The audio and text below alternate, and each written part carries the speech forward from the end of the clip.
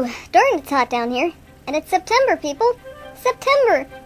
Welcome to Kitch at Home. This is a special edition of Kitch at Home. Why is it special? Why is it special, you ask me? Well, I'll tell you why it's special. It is special because... that sounded a lot better in my head, that introduction. Okay, this is Poems with Prose, here on the Kitch at Home show. My computer's having some malfunctions. Apparently it just decided to take a quick nap to re-energize. But we're back now. It's back. It's rested, I hope. So, without further ado, let's meet our first guest, one of our favorites here, who's always a little risky. Could be why he's one of our favorites, Mr. John Wilmot, the 2nd Earl of Rochester, and I think that's the first time I pronounce his name right. It was a very good introduction. Thank you, sir. So, what are you going to be reading for us today? Like most of my poems, this one has to do with my own personal suffering, and it is entitled The Blood Sugar Song. The Blood Sugar Song? Are you going to sing it? I don't think so, Kitch. That's fine. I left the band at home anyway, so... Alright, well, let's get cultured. The Blood Sugar Song. Oh, blood sugar, high or low, which it is, I'll never know, but when I eat pink icing cakes, it tends to give me awful shakes. And if I dare to go that far, and bite a square of chocolate bar, or have a second pudding helping, I start to sense my knees are melting. I could eat cheese, protein and fat, consume a horse, a dog, a cat, but still a weakness about me spreads, as though I was made of assorted leads. I do have breakfast, lunch, and snacks, yet still I have small heart attacks if in between I stupidly mix a slice of fruit or half a Twix. In these moments just before my dinner, whether putting on pounds or getting thinner, nothing can change my internal clock. My hypoglycemia never fails to knock. I feel a weakness not felt before, and become a puddle on the floor. So do not ask me what or if I ate. I could never explain what's on my plate, because just when you think you've cracked the code, you're once again down that shaky road. That was lovely. Boy, I have that myself sometimes. It's really miserable. Oh, that reminds me for no apparent reason. Speaking about eating a slice of fruit, have you seen Mr. Newton lately? Sir Isaac Newton? Yeah, Sir Isaac Newton, of course. He's not a sir, at least not anymore. I'm not even gonna happen what asked there? Whoa! Huh. I got up on the wrong side of the Bizarro world, which actually in Bizarro world that would be the right side of the bed. Anyway, thanks for sharing that poem with us today, Mr. Rochester, and we'll see you next time you have a ailment, okay? Sir, Mr. Isaac Newton sent you a telegram?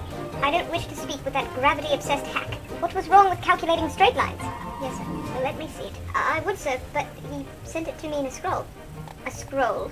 Show off to the last, I see. What does it say? I don't have my glasses. Could you read that? Dear Rochester. That's it. Throw it out. All right, well, John Wilmot goes to, have a word with Mr. Isaac Newton for pronouncing his name wrong in a scroll that he wrote. Why don't we go to our next caller? Alrighty, this selection was selected for our next caller. He didn't write it himself, but I thought it would be really fun if he read it. So, without further ado, let's get Hannibal Lecter on line 2. Hello? Is this a Kitch at Home show? Was that Danish? No, I'm not from Denmark. I'm from Lithuania. You're gonna have to reverse and record over that part of the tape now. Gotcha. So, Hannibal. Or Dr. Lecter, whatever you prefer. So we hand-selected a poem for you to read today. It's, one I wrote myself. This is to help all the kids out there that are scared of, scary things. Well themed. Thank you. So this one is about a centipede, because, I don't know about you, but I hate centipedes, and there's a big spider now. I, air my show from the basement, from all those who don't know, and... Sorry, Dr. Lecter. Okay, you can go ahead now with Don't Speak to Oliver. Pardon? No, that's the name of the thing. Don't Speak to Oliver. Is Oliver here with us now? I'm not crazy, that's the name of the thing. Don't Speak to Oliver. Yes, of course. But if Oliver comes back, you let me know. Yeah, but there isn't an Oliver. It's the title of... Just read the thing. I mean, pretty please with the sugar on top and extra sprinkles. Don't speak to Oliver. He's smaller than you. He crawls on 100 creepy legs, too. Don't look at Oliver. He'll scare you straight, even though he's less than an ounce in weight. And what can a centipede really think? He just hangs on your wall or rests in your sink. And what can a centipede really achieve? When you turn on the light, he will get up and leave. But what if Oliver went to school? Or brushed his hair in a reflecting pool? Hated his greens just like you? Or played kickball and was really cool? What if Oliver had 100-legged friends? I hate you. And went to the movies on the weekends.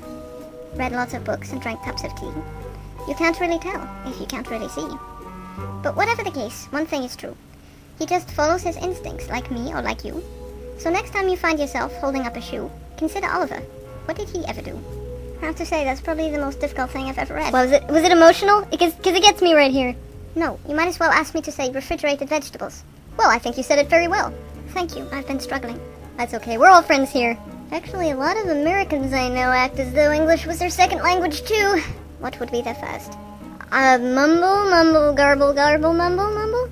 It's a very fascinating dialect, sounds like. Perhaps a little easier, too. Yeah, you know, it's the language of the lazy. I use it myself sometimes. Like, you know, just sometimes. Hannibal, I have the pictures. What are you doing? I'm reading a poem for some nice young lady on the radio. Now, she doesn't get upset. That's very rude of you. How nice to be present at the birth of a new phobia.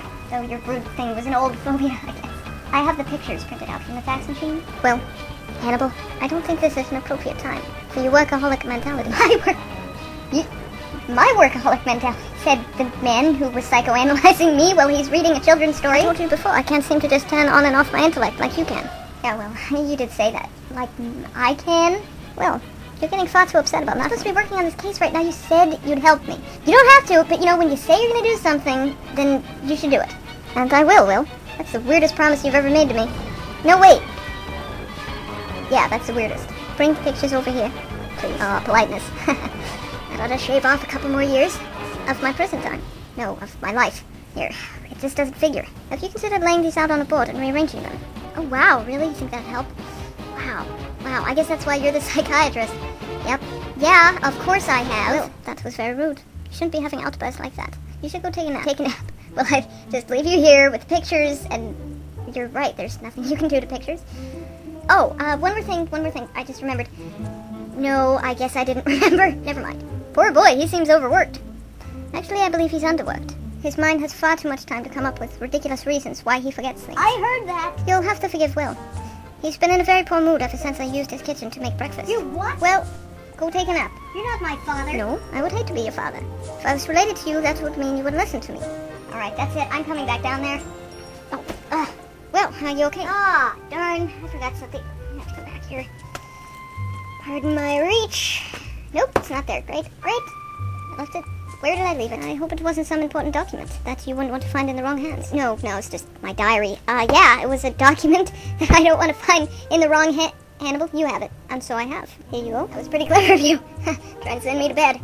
Really clever. Huh? Well, you, and the document, and the pictures, and the fax machine. I have no personal attachment to the fax machine, I assure you. Nothing is going on between the two of us while you are gone, taking a nap. But I am rather fond of you, so if you wouldn't mind taking 2 of these and going lying down. I'm not going lying down now, later, or ever. I'm going to finish the case, and, you know, boy, isn't that just like you? Isn't that just like you? Take 2 of these, lie down. That's all you know how to say. I mean, that's your answer to everything. Take 2 of these, take 2 of these. Well, what? Take 3 of these. Oh, now it's 3. Well, it was 1 before your little display. You really get my goat buster. And what's this about you making breakfast in my kitchen? Yes, I made some scrambled eggs. Eggs?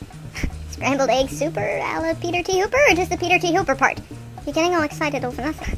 But you say it's nothing, it's usually someone. Well, I think this is the paperwork I need, so I'm just going to take this into the bathtub with me and have a long soak, and hopefully forget my troubles. So you'll be gone when I get back, right?